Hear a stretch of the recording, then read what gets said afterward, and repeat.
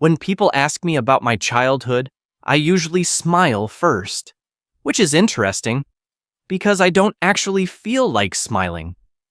There's this half second where my brain tries to assemble something safe to say. Yeah, it was good.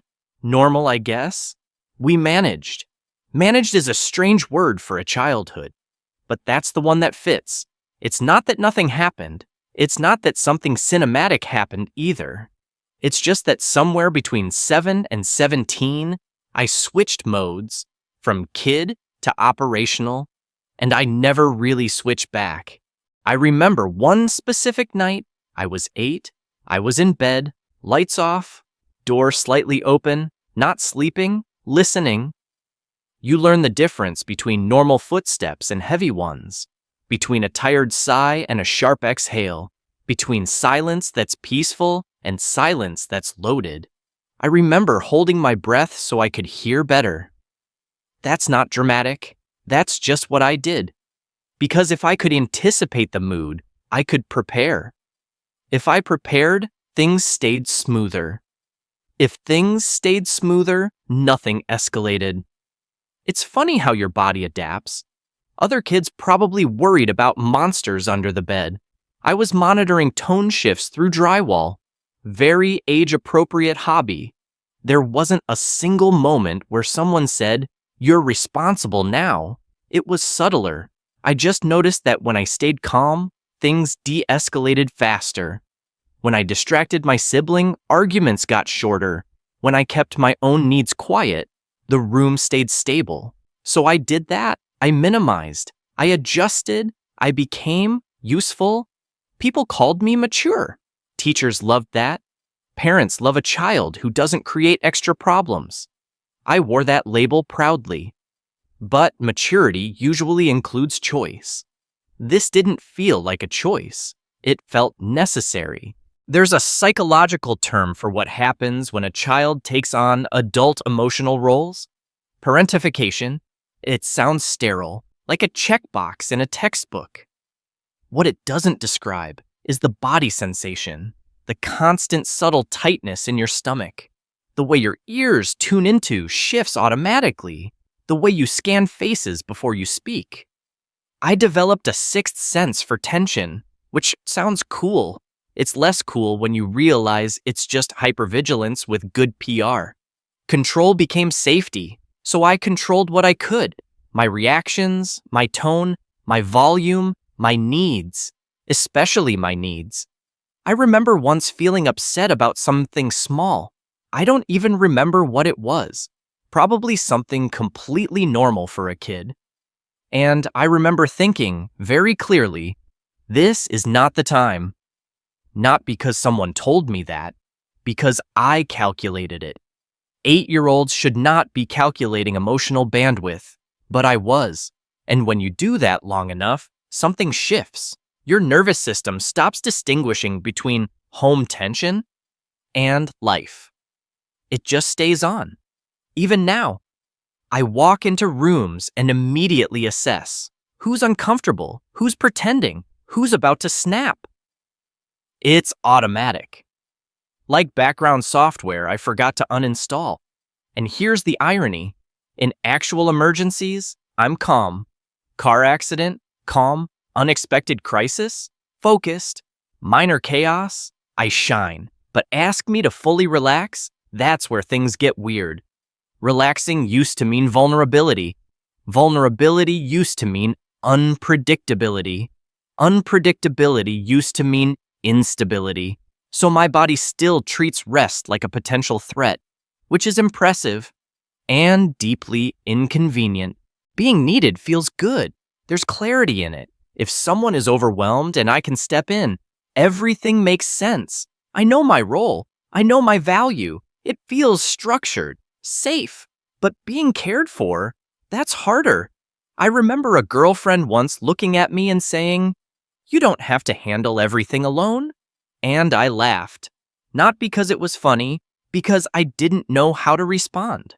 She put her hand on my chest once and said, "You're tense." I said I wasn't. I was. But tension feels normal when it's baseline. Consistency in relationships sometimes feels suspicious. If someone shows up repeatedly, reliably, without emotional volatility, part of me relaxes. Another part waits for the shift, for the distance, for the subtle withdrawal. Because historically, stability wasn't guaranteed. I've noticed I'm strangely comfortable with emotionally unavailable people, not attracted to chaos, just familiar with distance. It feels like home, which is not the most romantic thing to realize about yourself. When someone is fully available, there's this quiet thought, how long will this last? And that thought ruins perfectly good moments. The exhausting part is that none of this feels dramatic. It feels logical. Because if you grew up equating usefulness with love, being needed feels safer than being loved. If I'm useful, I'm secure. If I'm just me, that's less predictable. There's a kind of tired that doesn't show up on medical tests. It's not sleep deprivation. It's accumulated vigilance. Years of low-grade monitoring. I sometimes wake up already tired. Not because I didn't sleep, but because some part of my brain never fully powers down. Rest still feels slightly irresponsible. If I completely let go, something might slip, which makes no sense. But nervous systems don't care about logic. They care about patterns. There's also this strange relationship with achievement. I accomplish things. I move forward. From the outside, it looks stable. Inside, there's always another benchmark, another metric, another reason to improve, because my worth fused with usefulness early. If I produce, I matter. If I fix, I belong. If I carry, I'm safe. Society loves that. Independent, driven, reliable. We're basically premium employees. Low maintenance, high output. Nobody asks what it costs to become that efficient. Nobody sees the constant emotional labor, regulating rooms, smoothing conflict, adjusting tone. Sometimes I'm in a group of friends, laughing, participating, and still feel slightly outside the experience. Not lonely, just aware, because while they're just there, I'm also monitoring. And the strangest part, it feels normal. That's the unsettling part. I used to think the kid version of me should have been different, less serious, less controlled. But that's unfair. He wasn't broken. He was adaptive. He read the room correctly. He understood that stability mattered. He did what worked. And honestly, he did a good job. Things didn't fall apart. But survival mode isn't supposed to be permanent. The operating system that protects an 8-year-old shouldn't still be running unchanged at 25. So now the work isn't about blaming anyone. It's about updating, learning that being needed isn't the same as being loved, learning that rest isn't neglect, learning that I can exist in a room without stabilizing it, which still feels slightly dangerous.